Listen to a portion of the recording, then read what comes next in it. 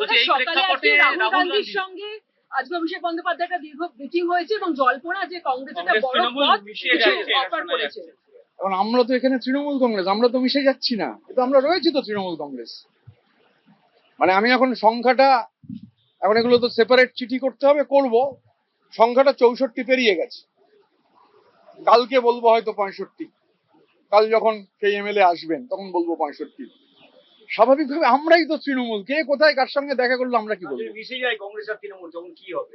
আমরা মিশছি না, আমরা কংগ্রেসের সাথে মিশছি না, দায়িত্ব নিয়ে বলতে পারি। আমাদের পরিষদীয় দল আমরা, এবং আমি এমপিদের যাদের সঙ্গে কথা হয়েছে তারাও কংগ্রেসের সঙ্গে মিশছেন না, এটাও আমি তাদেরটা তারা বলবেন, কিন্তু এটা আমি শুনেছি তারাও মিশছেন না। নমস্কার, কবির কথা বলছি। সন্ধ্যের প্রতিবেদনে আপনাদেরকে স্বাগত। দুদিন আগে আমি প্রতিবেদন করেছিলাম, আপনারা দেখেছেন যে বিজেপিতে যাচ্ছেন মমতা বন্দ্যোপাধ্যায়। আজকে আপনারা বলতে পারেন যে কবির তোমার কথা তো সম্পূর্ণ ভুল, মমতা বন্দ্যোপাধ্যায় বিজেপিতে নয়, মমতা বন্দ্যোপাধ্যায় কংগ্রেসে যাওয়ার সম্ভাবনা তৈরি হয়েছে। এই নিয়ে আকাশ পাতাল একদম কাঁপিয়ে দিচ্ছে media, national media, regional media, সবাই। একটু ভেবে দেখবেন, মমতা বন্দ্যোপাধ্যায় যদি, আমি বারবার করেই বলি যে রাজনীতিতে যা দেখা যায় সবসময় যে সেটাই হচ্ছে তা নয়, আর যেটা হচ্ছে সেটা সবসময় দেখা যায় না। মমতা বন্দ্যোপাধ্যায় যদি সত্যি তার রাজনৈতিক জীবনের বৃত্ত সম্পূর্ণ করে তার উত্থানের সঙ্গী কংগ্রেসের হাত ধরেন তার এই রাজনৈতিক জীবনের প্রায় যবনিকা পতনের সময়, তাহলে বৃত্ত সম্পূর্ণ হবে, এটা তো চাক্ষুষ করা যাচ্ছে। কিন্তু আপনি একবার ভাবুন যে রাজ্যে বিজেপি বিরোধী ভোট তাহলে কত ভাগে ভাগ হতে পারে, সেক্ষেত্রে কার সুবিধে, এবং কংগ্রেস দলটার এক্ষেত্রে এই রাজ্যে কতটা অস্তিত্ব থাকবে সেটাও কিন্তু প্রশ্নচিহ্নের মুখে। কারণ অধীর রঞ্জন চৌধুরী বলুন বা আব্দুল মান্নান বলুন, যারা এতদিন ধরে 2011 সালের পরবর্তী সময় থেকে ধারাবাহিকভাবে নীতিগতভাবে তৃণমূল কংগ্রেসের যে সর্বগ্রাসী কংগ্রেস মানে কংগ্রেসকে গ্রাস করে ফেলার যে রাজনীতি, তার বিরোধিতা করে গেছেন। এ রাজ্যে কংগ্রেস এখনও পর্যন্ত যেটুকু অবশিষ্ট আছে মালদা, মুর্শিদাবাদ, উত্তরবঙ্গের কিছু পকেটে, পুরুলিয়া টুরুলিয়া সমস্ত জায়গায়, সেখানে কিন্তু তারা কিন্তু খুব জেনুইন, তারা কিন্তু খুব অনেস্ট কংগ্রেস ওয়ার্কার, কংগ্রেস নেতারা। তারা কতটা তৃণমূল কংগ্রেসকে মানে মমতা বন্দ্যোপাধ্যায়কে বিশ্বাস করে কংগ্রেসে থাকতে পারবেন, আমার কিন্তু সে বিষয়ে যথেষ্ট প্রশ্নচিহ্ন আছে। কারণ তারা সম্পূর্ণ নীতির কাছে দায়বদ্ধ, তা না হলে তারা কংগ্রেস করতেন না এতদিন ক্ষমতার ধারে কাছে না থেকে। এদিকে ঋতব্রত বন্দ্যোপাধ্যায় বলছেন যে তারা কংগ্রেসে যোগ দিচ্ছেন না। এখন আসল তৃণমূলটা কে, ঋতব্রত বন্দ্যোপাধ্যায় নাকি মমতা বন্দ্যোপাধ্যায়, কিছুই তো বোঝা যাচ্ছে না। যেমন একটা সময় মানুষ বুঝতে পারেনি যে আসল কংগ্রেস বা আসল সিপিআইএম বিরোধীটা কে, মমতা বন্দ্যোপাধ্যায়ের কংগ্রেস মানে তৃণমূল কংগ্রেস নাকি এই কংগ্রেস। যেমন একটা সময় কংগ্রেসের অজস্র ভাগ হয়ে গিয়েছিল, ইন্দিরা কংগ্রেস, এটা ওটা, বাংলা কংগ্রেস। এখনও তৃণমূল কংগ্রেসের এরকম এই ভাগটাগ হতে থাকা, অ্যাকচুয়ালি এদের মধ্যে তো কোনো ধরনের কোনো পলিটিক্যাল ইডিওলজি বা কোনো মোটিভেশন কিছু নেই, এবং যার জন্য ক্ষমতার ধারে কাছে থাকার জন্য যা যা করণীয় তারা সবটাই করতে পারেন। বিশ্বকাপ ফুটবল আসছে, ব্রাজিলের রোনাল্ডো দা লিমা সম্পর্কে বলা হতো খুব ভালো গোল চেনেন, এখন মেসি সম্পর্কে বলা হয়।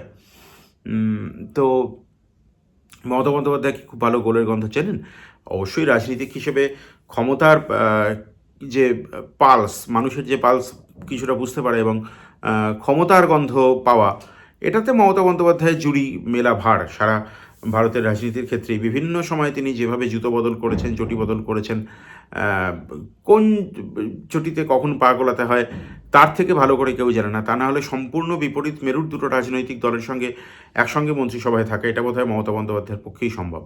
তো তিনি আজকে কংগ্রেসে যাবেন কিনা, রাহুল গান্ধী অভিষেক বন্দ্যোপাধ্যায়ের যে বৈঠক হয়েছে সেটা তো বেণুগোপালের টুইট থেকে জানা গিয়েছে যে আগামীকাল সাংগঠনিক মিটিং হবে, তারপরে তো বসে যাবে। কিন্তু অধীর চৌধুরী যেখানে বলছেন যে কংগ্রেস ক্ষমাশীল, তাহলে কি কোথাও গিয়ে মমতা বন্দ্যোপাধ্যায়কেও ক্ষমা করে দেবেন তারা? কেন দেবেন? এখন প্রশ্ন হচ্ছে কেন দেবেন? দলটার তো অস্তিত্বই কিছু নেই। সেক্ষেত্রে সর্বভারতীয় স্তরে মমতা বন্দ্যোপাধ্যায়কে নেতৃত্ব দেওয়ার আহ্বান জানাতে পারেন, কংগ্রেসের পক্ষ থেকে জানানো হতে পারে। কিন্তু আঞ্চলিকভাবেই তো বাংলাতেই তো আর দলটার কোনো অস্তিত্ব সেভাবে থাকছে না, এবং তাদের যেটা মূল কোট আনকোট ভোট ব্যাংক, সেই ভোট ব্যাংকেই তো আর তার কোনো মিনিমাম আর কোনো নিয়ন্ত্রণ নেই। যদিও ভোট ব্যাংক শব্দটাই ব্যক্তিগতভাবে আমার আপত্তি রয়েছে, যাই হোক। এবং আরও একটি খবর আপনাদেরকে দিয়ে রাখার, হকার উচ্ছেদে জুন মাসের শেষ সপ্তাহ পর্যন্ত স্থগিতাদেশ দিয়েছেন মহামান্য কলকাতা হাইকোর্ট। অন্তর্বর্তী স্থগিতাদেশ, ইন্টারিম স্টে অর্ডার, নেপথ্যে সেই বিকাশ রঞ্জন ভট্টাচার্য বলেছিলেন যে এই সরকার কেউ নিশ্চিন্তে থাকতে দেবেন না, যদি অন্যায় দেখেন। করছেন সেই কাজ, তার সঙ্গে কথা বলেছিলাম, সম্পূর্ণটা শুনুন, যারা প্রথমবার এই চ্যানেলে আসছেন সঙ্গে থাকুন। স্যার, এটাকে কি বৃত্ত সম্পূর্ণ হওয়া বলা যায়? মমতা বন্দ্যোপাধ্যায়ের উত্থানের সঙ্গী কংগ্রেস, মমতা বন্দ্যোপাধ্যায়ের মহাপতন, তখনও মমতা বন্দ্যোপাধ্যায় কংগ্রেসের হাত ধরছেন, কি বলবেন স্যার? কংগ্রেসের যেটুকু অবশিষ্ট আছে সেটুকু ধ্বংস করার জন্যই মমতাকে কংগ্রেসে নেওয়া, যদি আদৌ হয়। এখনো যদি কংগ্রেস নেতৃত্ব না বুঝে থাকেন যে মমতা হচ্ছেন বিজেপির এজেন্ট, তাহলে সেই কংগ্রেস নেতৃত্ব সম্পর্কে তো আমার মনে অনেক প্রশ্ন এসে যায়। এবং মমতা কংগ্রেসে যদি যায় তাহলে কংগ্রেসটাকে আরো ধ্বংস করার পরিকল্পনা করবেন, এটা নিশ্চয়ই আমার ধারণা কংগ্রেসের নেতৃত্ব বোঝার চেষ্টা করবেন। স্যার, আমার কয়েকটা প্রশ্ন মাথায় ঘুরছে, আপনি একটুখানি যদি ক্ল্যারিফাই করেন স্যার। আজকে যদি মমতা বন্দ্যোপাধ্যায় সত্যি কংগ্রেসের হাত ধরেন তাহলে প্রভূত সুবিধা হবে বিজেপির, কারণ বিজেপি বিরোধী ভোট সেক্ষেত্রে একদম 3 ভাগে ভাগ হয়ে যাবে, নব্য তৃণমূল, কংগ্রেস এবং বামপন্থীরা। সেক্ষেত্রে তো প্রভূত সুবিধা হবে বিজেপির, কি বলবেন স্যার? না, বিজেপির তো এমনিতেই শুধু তৃণমূল বলে তো আর কিছু নেই এখন।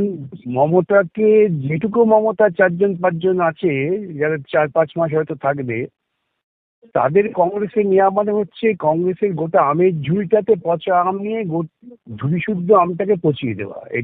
এটাই হবে শেষ পর্যন্ত। এবং আমি দেখলাম আব্দুল মান্নান একটা মন্তব্য করেছেন, হ্যাঁ। একদম সঠিক মন্তব্য করেছেন।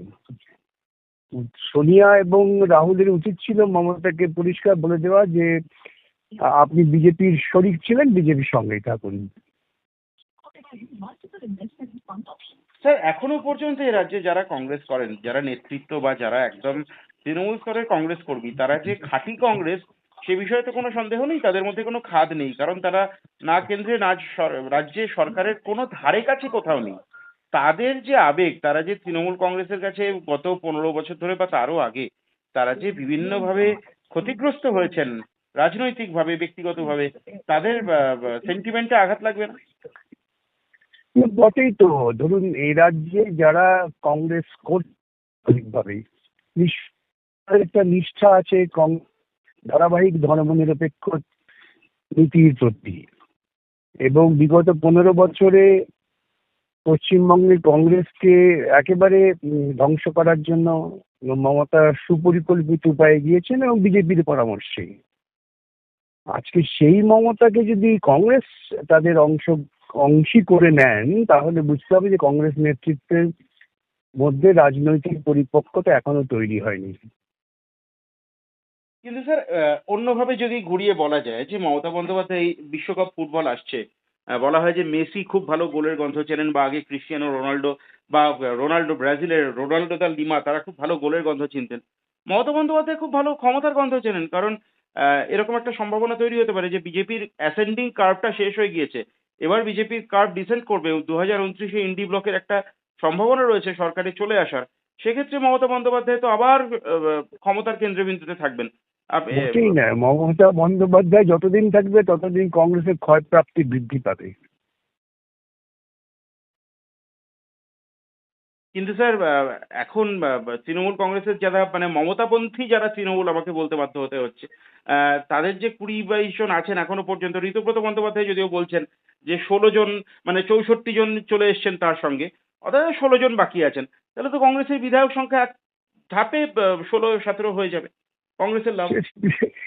বিধায়ক সংখ্যা 16 হোক আর 1600 হোক, তারা তো সকলেই পিপিলিকার মতো পেছন পেছন দৌড়বে।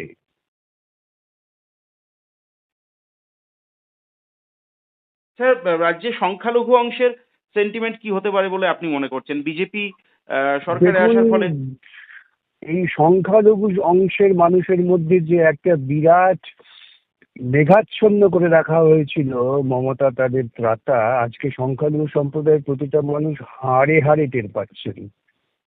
বিভিন্ন মানুষ যারা তো আমাদের কাছেও আসছেন, যারা আজকে নিঃস্ব হয়ে গেছেন, তারা বুঝতে পারছেন যে প্রকৃতপক্ষে মমতা তাদের সর্বনাশ করবার জন্যই বিজেপিকে লালন পালন করে বৃদ্ধি ঘটিয়েছে। স্যার, অধীর রঞ্জন চৌধুরীকে দেখা গেল তিনি খুব গ্ল্যাড নন, তবে তিনি বললেন যে গান্ধী নেহেরু পরিবার ক্ষমাশীল। অর্থাৎ একটা ইঙ্গিত তো দিয়েই রাখলেন, আগামীকাল কি হবে সে তো আগামীকালই দেখা যাবে। সে আমি জানি না, অধীর বাবু তার মন্তব্য করেছেন, তার উপরে তো আমার বলার কোনো অধিকার কিন্তু স্যার নেই। অধীর রঞ্জন চৌধুরী যেভাবে আব্দুল মান্নান বা অধীর রঞ্জন চৌধুরী বলতে আমরা এই রাজ্যে কংগ্রেস বলতে আব্দুল মান্নান বা অধীর রঞ্জন চৌধুরীকেই চিনি, তারা যেভাবে ক্রমাগত মমতা বিরোধিতা করে এসেছেন, এই রাজ্যের কংগ্রেস তো তাহলে ছত্রখান হয়ে যেতে পারে। হবেই তো, থাকবে না। এই রাজ্যে কংগ্রেসের যেটুকু অস্তিত্ব আছে, বেশ কয়েকজন ওদের নেতা আছেন, কয়েকজন আমি নাম করছি না, তারা যথেষ্ট প্রাজ্ঞ এবং তাদের কথাবার্তা অত্যন্ত রাজনীতিক পরিপক্কতার পরিচয় দেয়। হুম। সেই অংশটা তারা একেবারেই হতাশগ্রস্ত হয়ে বসে পড়বেন, কিংবা নিজেদের আর একটু রাজনৈতিক চিন্তা চেতনার উন্নয়ন ঘটিয়ে। স্যার আমার একেবারে শেষ প্রশ্ন থাকবে, আপনার পার্টি বিশেষ করে আপনি একটা তত্ত্বকে বারবার করে মানুষের সামনে আনার চেষ্টা করেছেন যে বিজেপি তৃণমূল গঠা। আজকেও আপনি আলোচনার শুরুতে বললেন যে মমতা বন্দ্যোপাধ্যায় বিজেপির এজেন্ট, কিন্তু সেক্ষেত্রে মমতা বন্দ্যোপাধ্যায় যদি সত্যিই কংগ্রেসে গিয়ে স্টঞ্চ বিজেপি বিরোধিতা শুরু করেন, তাহলে তো আপনাদের এই তত্ত্বে জল পড়ে যাবে। একদমই না, জল পড়বে কেন? আমাদের যে মাঠে ময়দানের লড়াই, সেই লড়াইয়ের মধ্যে দিয়েই সত্যটা আরো প্রকাশিত হবে। অনেক ধন্যবাদ স্যার সময় দেওয়ার জন্য।